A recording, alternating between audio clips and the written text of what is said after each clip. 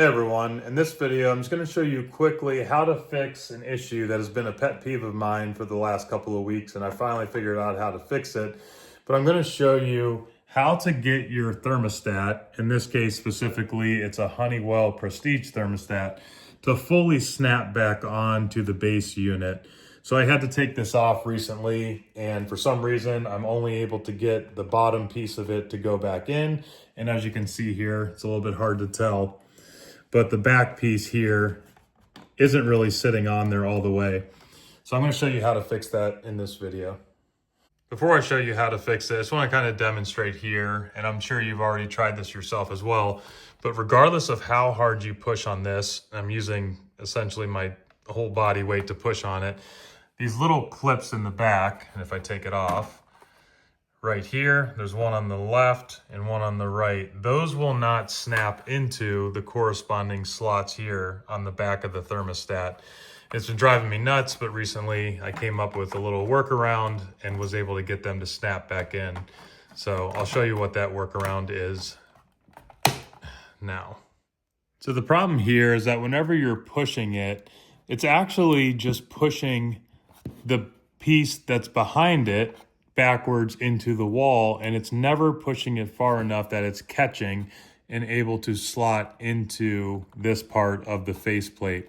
So what you need to do is to wedge behind there with something. I've actually got, I don't even know what you would call this little kind of spatula type of tool. And then I have a quarter, and what I'm gonna do is I'm gonna slide directly behind where that clip is. So I can see that clip is right there. I'm gonna go right behind that. I'm gonna put the quarter down in there. I'm gonna just slot my little spatula thing right behind it.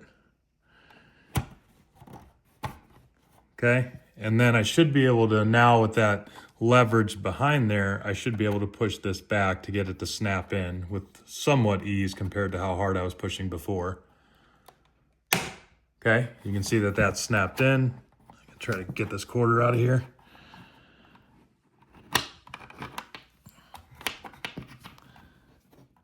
Okay, then we just gotta get the other side as well. Again, I'm gonna go right behind where that clip is at, and I'll start with the quarter and then put my little spatula thing back there behind it.